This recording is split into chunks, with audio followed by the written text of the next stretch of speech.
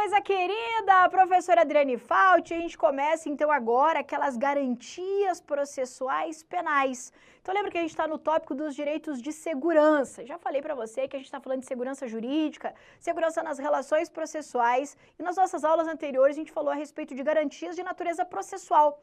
E agora a gente vai falar um pouquinho dessas garantias aplicáveis no âmbito penal. Vem comigo então. Primeira garantia de natureza processual penal é o princípio bem conhecido, que é o princípio da presunção de inocência. O que diz a nossa conste lá no artigo 5º, inciso LVII, né? Diz assim, ó, ninguém será considerado culpado até o trânsito em julgado de sentença penal condenatória. O que a Constituição está dizendo? Ela está dizendo aquela velha máxima, né? De que indúbio pro réu.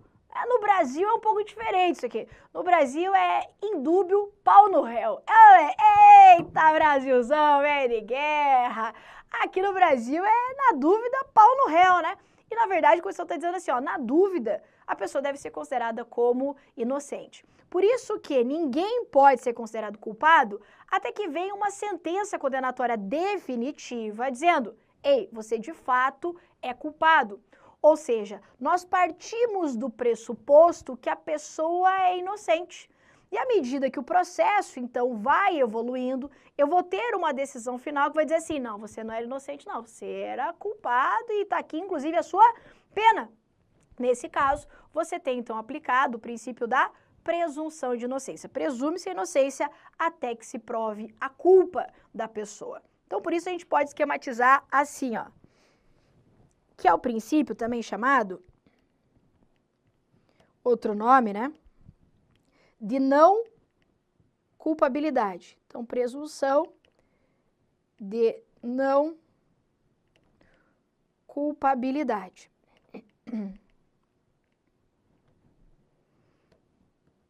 Famosa garantia do indúbio pro réu. Não é pau no réu, né? A dúvida a favor do réu. Isso também significa que o ônus da prova, já explico o que é isso, é de quem acusa, é do acusador.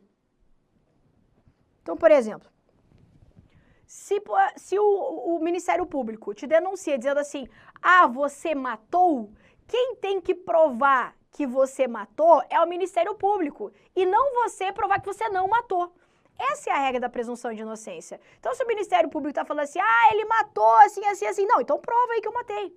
Porque eu não preciso provar a minha inocência, porque a minha inocência se presume. Você está entendendo? Cabe ao denunciante, a quem acusa aqui, a prova de que a pessoa, de fato, ela é culpada. Veja que o ônus da prova, então, a obrigação de provar o que está sendo acusada, é de quem acusa. Então, é o que a gente fala, né? Não adianta falar, tem que provar o que está se falando. Essa é a ideia da presunção de inocência. Inclusive, em decorrência disso, impede-se o lançamento do nome da pessoa no rol de culpados antes do trânsito em julgado da decisão condenatória. Impede o lançamento. Então, ainda enquanto não transitou em julgado, não pode lançar o nome da pessoa no rol de culpados. Porque ainda não transitou em julgado, ainda a pessoa é inocente, ok? Essa é a ideia do princípio da presunção de inocência. É claro que a existência desse princípio não impede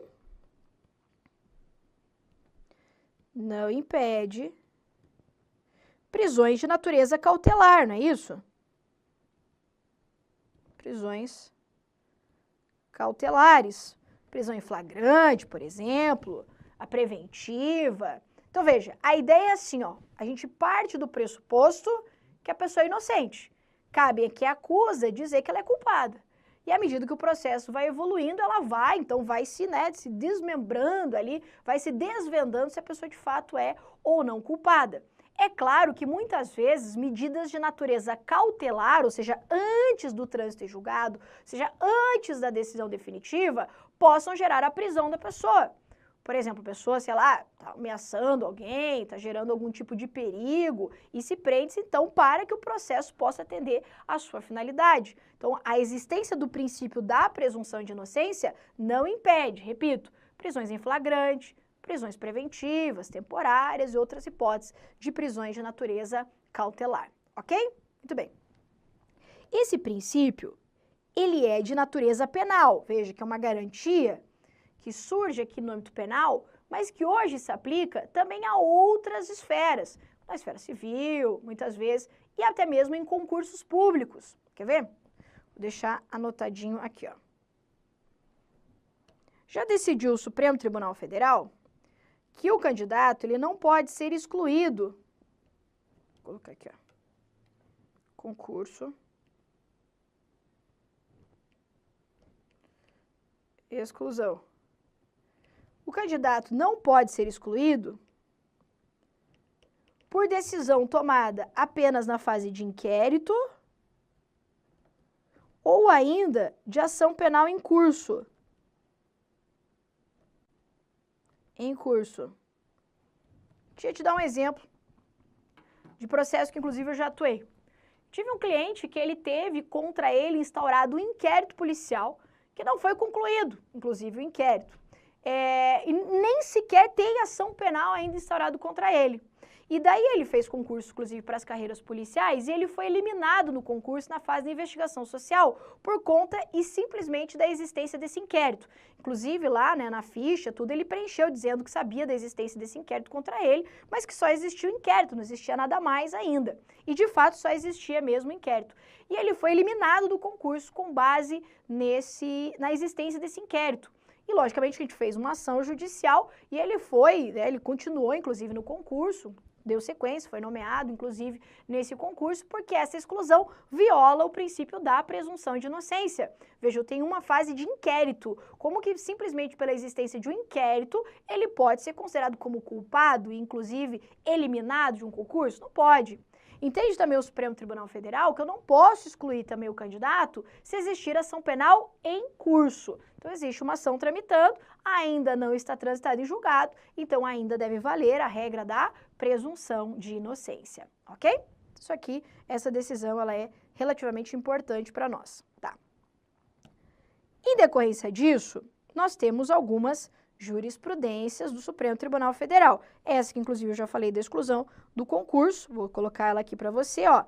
Viola, né, o princípio constitucional da presunção de inocência, previsto no artigo 5º, tal, a exclusão de candidato de concurso que responde a inquérito ou ação penal sem trânsito em julgado de sentença condenatória. Então, a ideia é de que se presume inocente, mesmo na fase ali do concurso público, tá? E eu tenho, então, uma outra decisão do Supremo, que foi bastante polêmica, a respeito da possibilidade ou não de início do cumprimento da pena após decisão judicial não transitada em julgado, ou seja, decisão judicial proferida em segunda instância. Eu acredito que você deve ter ouvido falar a respeito disso. E eu vou explicando um pouquinho mais o que seria uma decisão judicial de segunda instância para quem nunca viu isso ou realmente não é da área. Veja só, como é que funciona um trâmite processual? Vou colocar nesse cantinho aqui, ó, para você visualizar. Bom, então tudo começa lá com a decisão de um juiz, certo? Vamos imaginar que um juiz de primeira instância, juiz natural daquele crime, que você já sabe o que é, entende que a pessoa ela é culpada, ok? Lembra que nós temos também uma garantia que não está prevista na Constituição, mas que é uma garantia que tem o duplo grau de jurisdição. Lembra disso? Tá. Então, o juiz de primeiro grau falou, culpado. Aí, logicamente, que a pessoa que foi condenada aqui, ela vai recorrer. E ela vai recorrer para quem? Para um tribunal, que a depender da natureza do crime, pode ser lá um tribunal de justiça, pode ser um tribunal regional federal, tá? Aí ela vai recorrer, então, para um tribunal. Da decisão do tribunal, ela ainda pode recorrer, por exemplo, exemplificando, para o STJ ou ainda para o Supremo Tribunal Federal. E daí não tem mais para onde correr. Mas, basicamente, essas são as instâncias recursais. Então, decisão de primeiro grau, recorro para um tribunal, do tribunal eu posso abrir a via do STJ, do Superior Tribunal de Justiça, ou do Supremo Tribunal Federal, tá? Uma decisão de segunda instância seria, por exemplo, uma decisão proferida por este tribunal. E a discussão que se estabeleceu no âmbito do Supremo foi o seguinte: para iniciar o cumprimento da pena, será que eu preciso que a decisão judicial esteja de fato transitada em julgado? É isso que a Constituição quer? Ou será que se eu tiver uma decisão já proferida no âmbito do segundo grau, aqui por um tribunal, a pessoa já poderia iniciar o cumprimento da pena? E é isso que estava sendo discutido.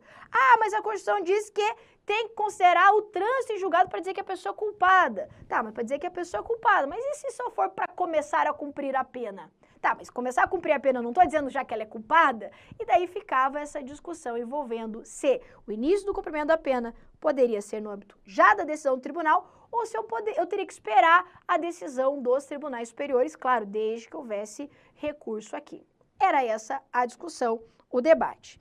E daí o que aconteceu? Só para você ter uma noção da mudança que nós tivemos ao longo do ano das decisões do Supremo Tribunal Federal. Bom, essa garantia da presunção de inocência, ela nasce em 88 com a Constituição Federal. De 88 até 2009, entendia-se que não violava o princípio da presunção de inocência se a pena já começava a ser cumprida após decisão de segunda instância.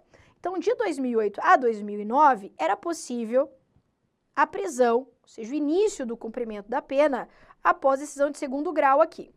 Você entendeu comigo o que é? Em 2009 a 2016, nós tivemos uma mudança na interpretação, dizendo assim, não, a Constituição está dizendo que é inocente até o trânsito em julgado. Então, se a Constituição está dizendo que é inocente até o trânsito em julgado, eu não posso fazer a pessoa cumprir pena se ela ainda é inocente. E os caras falaram, não, eu não posso fazer a pessoa começar a cumprir pena se ela é inocente. Ela só vai ser culpada depois que transitar em julgado. E de 2009 a 2016, prevaleceu então a interpretação de que teria que se aguardar o trânsito em julgado. Em 2016, nós tivemos uma mudança na jurisprudência, que entendeu, então, como se pensava anteriormente, de que era possível, então, iniciar o cumprimento da pena após decisão de segunda instância. Olha que loucura. E essa decisão durou até 2019. Então, voltou a ideia aqui do segundo grau.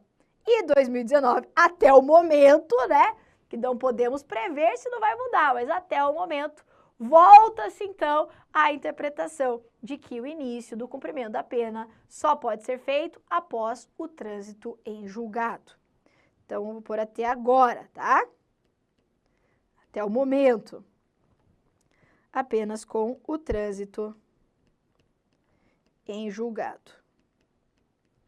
Veja que eu trago essa reflexão dessa mudança, né, dessa oscilação da interpretação do Supremo Tribunal Federal, porque muitas vezes as decisões do Supremo, elas se alteram. A forma como se lê, se interpreta a Constituição, ela varia muito de acordo com a composição do próprio Supremo Tribunal Federal. Então veja que essa ideia de iniciar cumprimento a partir de segunda instância não era algo novo, né? Todo mundo falando, nossa, eles inovaram agora. Não, isso se manteve de 88 a 2009. Depois de 2009 a 2016 que houve essa mudança. E daí voltou-se à interpretação original e agora, então, tem-se que só é possível o início do cumprimento da pena quando a decisão judicial estiver definitiva, transitada em julgado em respeito ao princípio da presunção de inocência, tá? Mas para você ver como as decisões judiciais, elas de fato oscilam, né, ao longo do tempo. E veja que tem como defender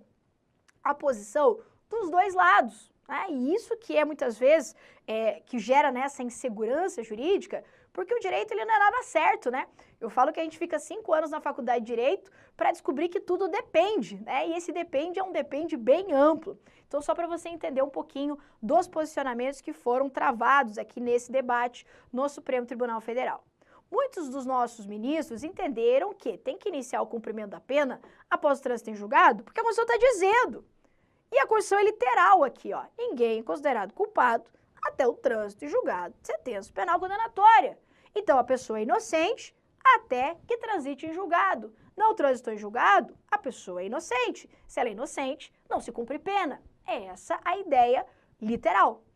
Os ministros que entenderam que era possível iniciar o cumprimento da pena defenderam com base, entre outros argumentos, de que, olha só que interessante, num processo de natureza judicial, eu só vou discutir elementos de prova até a esfera de segunda instância. Tia te explica aqui, ó. Eu só vou poder rever as provas de um processo até decisão de segundo grau. Então, veja só, o juiz que analisou a autoria, materialidade, analisou aqui. É possível revisão disso? Sim, por um tribunal. E os tribunais superiores? Os tribunais superiores, eles não vão analisar elementos de prova. Eles vão analisar o cumprimento ou não da lei ou das garantias constitucionais. Então, por exemplo, um recurso para o Supremo Tribunal Federal não vai poder analisar se o cara cometeu ou não cometeu o crime. Se a prova tal provou isso ou se não provou aquilo. A finalidade desses recursos para os órgãos extraordinários, STJ e STF, é fazer com que a lei seja cumprida. Então, por exemplo, vamos imaginar que houve uma garantia constitucional que foi violada. Sei lá, juiz natural, uma prova ilícita que foi produzida, alguma coisa assim. Aí, o tribunal manteve a decisão. Aí sim eu posso ir para o STF, ir para o STJ, para dizer, olha, a Constituição não foi cumprida. Olha, a lei não foi cumprida nesses termos. E daí eu posso me valer, então, das instâncias superiores. Então, entendeu aqui alguns ministros que se o cara é culpado ou se o cara é inocente, meio que a gente vai decidir aqui em segunda instância. No âmbito superior, é mais esses aspectos formais e processuais que envolvem a condução ali do processo, que, claro, são de extrema importância. Defenderam, então, ainda alguns juízes aqui, alguns ministros, que a garantia da presunção de inocência, ela não pode ser considerada como uma garantia absoluta. E na medida em que ela não é absoluta, a presunção de inocência da pessoa, ela iria diminuindo à medida que ela fosse condenada, só para você entender. Então, a pessoa começa inocente. Aí, o que acontece? Todo mundo é inocente, legal. Aí, ela foi condenada em primeira instância, ou seja, a inocência dela já ficou para cá e a culpa aumentou. Ela foi condenada de novo. Opa, a culpa dela aumenta, a presunção de inocência dela fica de lado. Logo então, a presunção de inocência, ela vai ficando de lado, ela vai ficando relativizada à medida em que a pessoa vai sendo considerada culpada ao longo do processo. Por isso, deveria iniciar o cumprimento da pena após decisão de segunda instância. Além disso, defenderam os ministros que o início do cumprimento da pena após decisão de segunda instância seria a medida mais justa diante do nosso sistema processual. Por quê? Porque a gente sabe, gente, que um processo no Brasil, não é novidade para ninguém, dura muitos e muitos anos. E, na verdade, o cara que conseguir levar isso aqui para o STF ou para o STJ é um cara que está pagando bem algum advogado. Por quê? Porque o pobre, a pessoa carente, que muitas vezes não tem acesso ali a um advogado, né, capacitado, alguma coisa assim, vai acabar iniciando o cumprimento da pena aqui, porque ele não vai recorrer, vai transitar em julgado. Porque se a pessoa não recorre, a decisão transita em julgado. E defenderam alguns ministros, então, que o trânsito em julgado, ele chega mais rápido para o pobre e não para o rico, que tem condições de recorrer e ficar enrolando os processos até a decisão final no Supremo Tribunal Federal e que muitas vezes acaba gerando a prescrição dos crimes e o sentimento, então, de toda a nação de injustiça, impunidade e tudo mais. Então, foi nesse sentido que eles defenderam o início do cumprimento da pena. Mas o fato é que a Constituição diz que ninguém será considerado culpado até o trânsito em julgado de sentença penal condenatória. Por isso, essa oscilação da jurisprudência, porque há fundamentos aqui de todos os lados, ok? Para a nossa prova. Para a nossa prova, é essa interpretação atual que se leva. A execução provisória da pena, ou seja, antes do trânsito em julgado da sentença penal condenatória, revela-se frontalmente incompatível com o direito fundamental do réu de ser presumido inocente até que sobrevenha o trânsito em julgado de sua condenação criminal. Logo, início do cumprimento da pena, agora só a partir do trânsito em julgado. Ok? Princípio da presunção de inocência. Seguimos. Mandados de criminalização. Aqui é teteia, hein? Aqui é coisinha fofa, aqui é coisinha queridinha. Veja só. A Constituição Federal, ela não criminaliza comportamentos, certo? Quem diz o que é ou não é crime é a lei penal, ok? Então, quem diz isso é crime, lá, lei penal, ok? Agora, o que a Constituição faz, ela manda criminalizar. Como assim? Ela vai dizer o que deve ser considerado, alguns crimes aqui, e como a lei deve dar esse tratamento. E é isso que ela faz nesses incisos que a gente vai analisar agora. Quer ver? Vamos lá. Olha só o que a Constituição manda criminalizar. A lei punirá qualquer discriminação atentatória dos direitos e liberdades fundamentais. Então, o que ela está dizendo? Ei, lei, você tem que punir tudo aquilo que de alguma forma atente contra os direitos fundamentais. Inclusive, você pode criminalizar comportamentos. Então, a lei punirá qualquer discriminação. Veja que não é ela que está punindo. Ela manda que a lei puna. Aí ela vem lá. A prática do racismo constitui crime inafiançável e imprescritível, sujeito à pena de reclusão nos termos da lei. Então, ela vem dizendo, ó, racismo é crime inafiançável e imprescritível. Inclusive, a pena deve ser de reclusão. Como? A lei vai dizer isso aí, certo? A lei considerará, ó, mandando criminalizar, crimes inafiançáveis, insuscetíveis de graça ou anistia, a prática da tortura, tráfico ilícito de entorpecentes, drogas afins, o terrorismo e os definidos como crimes hediondos, ou por eles respondendo os mandantes, os executores e os que, podendo evitá-los, se omitirem. Então, ela está dizendo aqui, ei, tem outros crimes que devem ser considerados como inafiançáveis e insuscetíveis de graça e anistia. E ela diz quais são eles.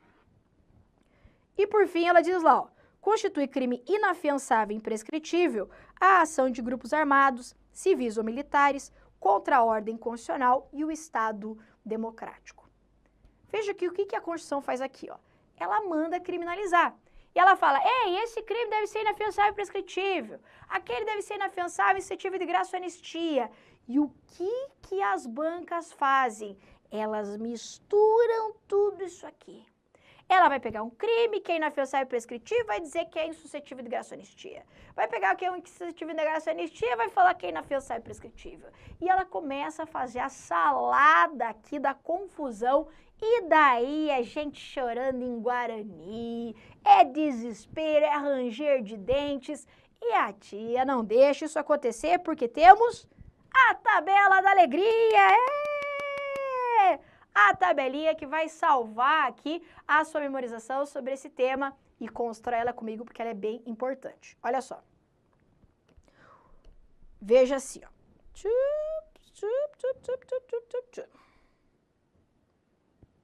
O que a Const me diz? Vou diminuir aqui a nossa tabelinha.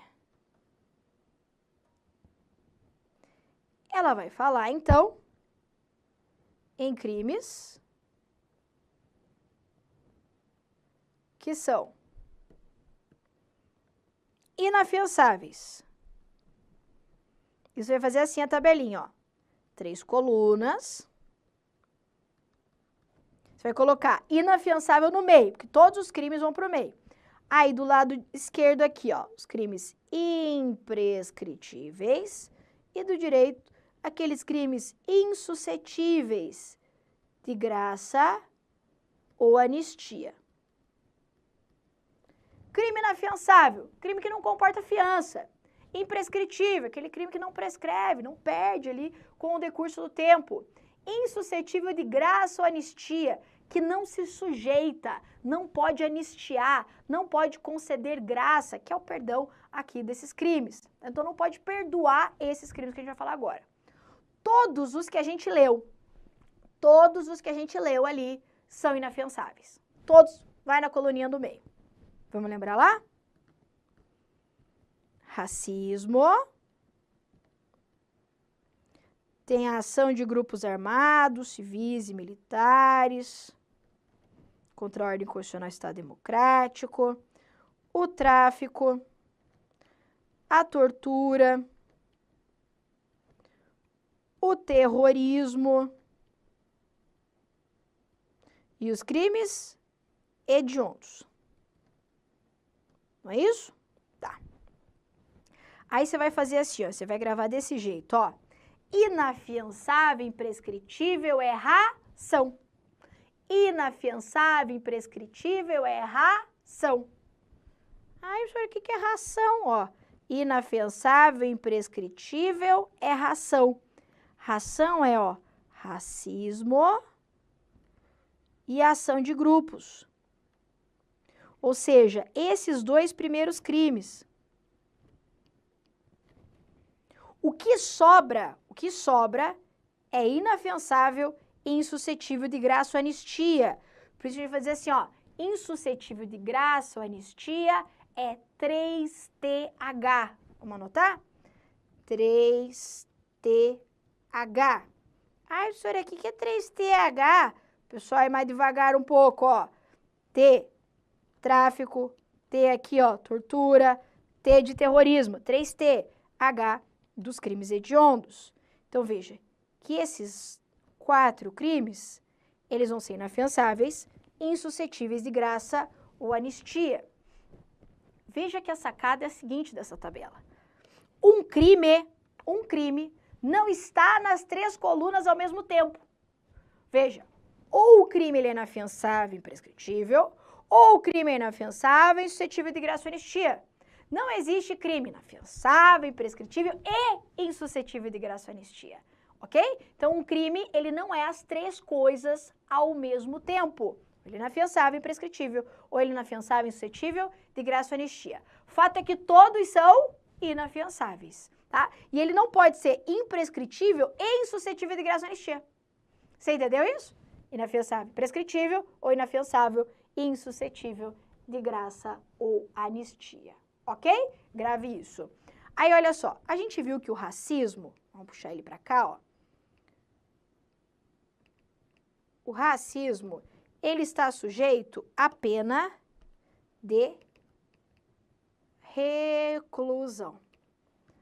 Ai, professora, como que pode vir isso na minha prova? Pode vir assim, ó, dizendo que o racismo está sujeito à pena de detenção.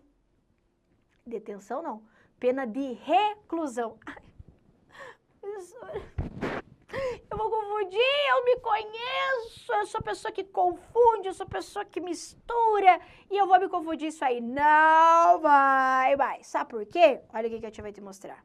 Olha esse bizu, hein? O racismo começa com que letra, Teteia? R de reclusão. Eita, que maravilha! Então, ó, racismo, sujeito à pena de reclusão. Não erra mais, ok? Vamos avançar um pouquinho nesses conceitos. Nós temos uma definição legal de racismo. E daí eu quero falar a respeito de algumas jurisprudências a respeito desse tema. Tá? Então, olha o que constitui discriminação racial aqui pela lei. Toda distinção, exclusão, restrição ou preferência que, fundada em raça, cor, descendência, origem nacional ou étnica, objetive anular ou restringir o reconhecimento, gozo ou exercício em igualdade de condições de direitos humanos e liberdades fundamentais, nos campos político, econômico, social, cultural ou em qualquer outro campo da vida pública ou privada. O que eu chamo a sua atenção é que o racismo, então, para fins legais, ele não é aquela discriminação fundada apenas na cor da pessoa, como muita gente acha. O racismo, ele é algo maior, é um conceito mais amplo aqui, trazido, então, pela legislação, tá? Mas, claro, isso, os conceitos, tipo penal, não sei o que, tal, você vai ver lá na disciplina de direito penal. Algumas jurisprudências relevantes a respeito do racismo. Primeiro, entendeu o Supremo Tribunal que discriminação contra judeu é racismo. Olha só, habeas corpus, tal, olha o que diz aqui essa decisão.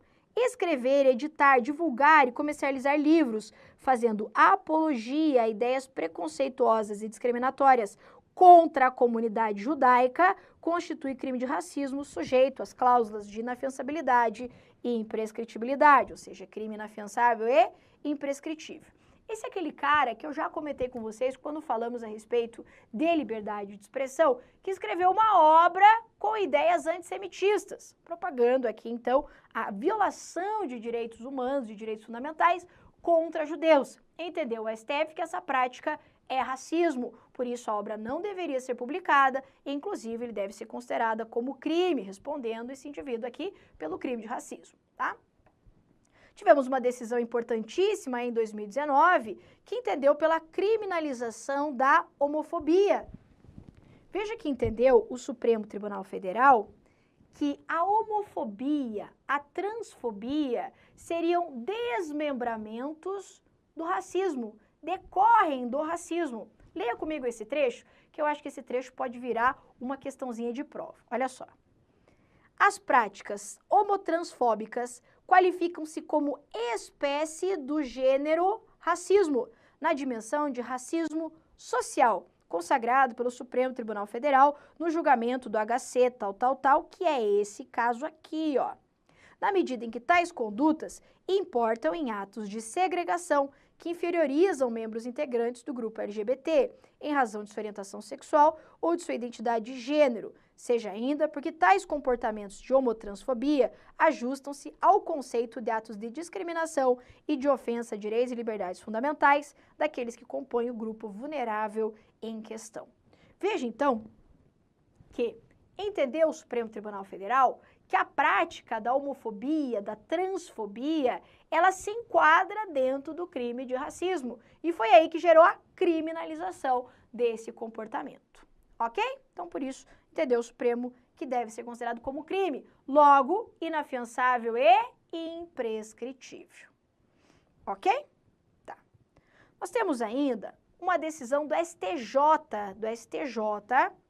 que entendeu que a injúria racial, que é diferente do crime de racismo, ela seria também um desmembramento, ela decorre do crime de racismo e por isso deve ser considerado como inafiançável e imprescritível. Mas essa é uma decisão, repito, do STJ. Provavelmente você vai verificar isso também na disciplina de Direito Penal, mas trago essa júris para você. Olha só.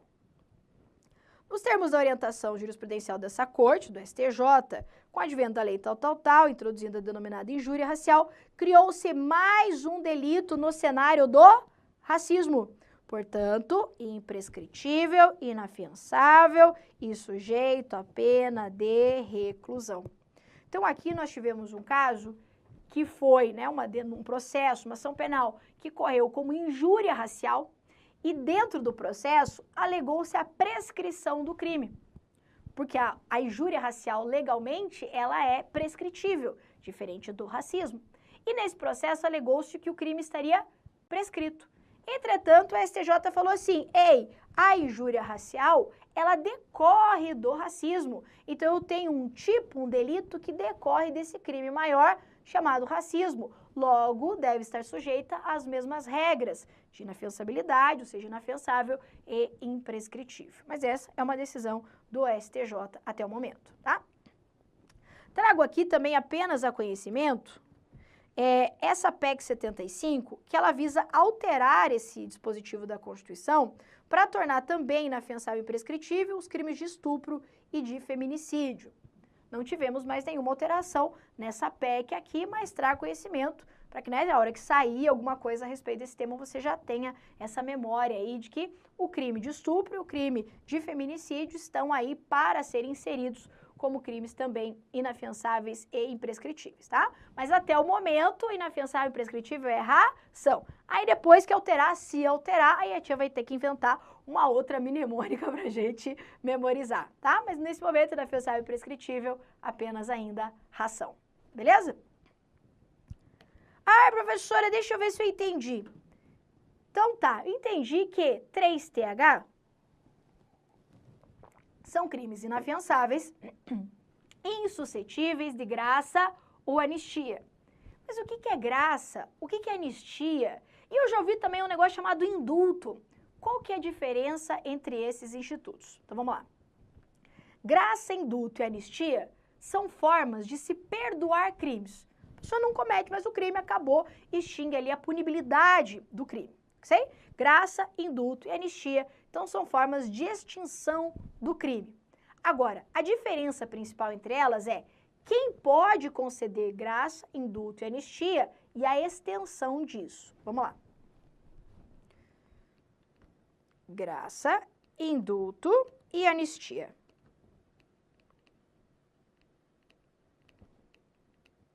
Indulto e anistia. A graça e o indulto são formas de perdão do crime dadas pelo Poder Executivo, pelo Presidente da República. E a anistia de crimes, pelo Poder Legislativo. No caso aqui, sendo de crimes, pelo Congresso Nacional. Então, a diferença, primeira, quem pode decretar? Graça, indulto, presidente. Anistia, Congresso Nacional, através de lei. Agora, qual é a diferença entre graça e indulto? Por que tem nomes diferentes? A nomenclatura diferente se refere à extensão desse perdão. A graça é aquele perdão dado pelo presidente de forma individual.